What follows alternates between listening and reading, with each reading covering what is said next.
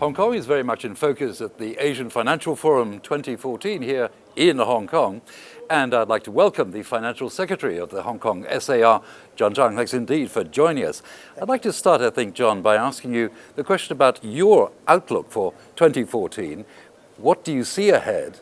And does that really rely particularly on the fact that there is this tapering in the United States, perhaps other economies, and also maybe some sort of lower performance in China itself? Well, I hope that 2014 will be a better year. We only achieved a 1.5% growth in 2012. And hopefully last year, 2013, we should be able to achieve about 3%. And with things turning around, with the US looking better than last year, and some of the economies looking better in Europe, albeit slowly in terms of the recovery. But Asia remains the center of growth. Even though a lot of people are saying that China is slowing down, but you're still looking at a 7.5% growth. And looking at the internal economy of Hong Kong, you did introduce, of course, measures that appeared to calm the property market in Hong Kong, an important factor where it comes to the Hong Kong economy. Do you see the requirement for other measures that are going to go beyond that in 2014? In terms of the property market, the ultimate solution must lie on the supply side. And we're doing a lot in that respect in terms of increasing the amount of supply in the market. But meanwhile, we have also introduced a number of demand measures, and that has, I think, quite successfully slowed down the growth in the market. And I think that put us in a good position to proceed to the future. We must recognize that things do go in cycles, and we need to be very careful to safeguard the stability in the Hong Kong market.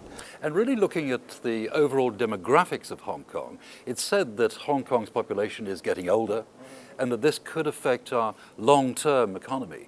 How do you see it? Do you think we'd have to introduce, for example, measures to bring in more foreign workers at all levels? We have done some projections, and we see that the number of working people to the number of elderly people that needs support will drastically reduce in the future. And this is certainly a concern. But knowing it ahead of time, we certainly have some time to prepare for it. And then, of course, because the older population is there, do you see the requirement for a comprehensive welfare system in Hong Kong because of the Gini coefficient and the way in which it may have some sort of a negative impact on the Hong Kong economy? Certainly, I think the expenditure to support the elderly people in our community will certainly increase. But that needs to be weighed against the competitiveness of Hong Kong. And we have always lived in a community of a simple tax structure, low tax regime, and this is where our competitiveness lies, and we must seek to retain that. John, talking about the idea of competition, of course Hong Kong is often compared to Singapore, is often compared to Shanghai today. Just how competitive is Hong Kong, would you say, in 2014 and going forward? We are competitive, but we cannot be complacent, and we must work to continue that competitiveness, the strength that we have. So I think what we need to do now is to reinforce what we are good at.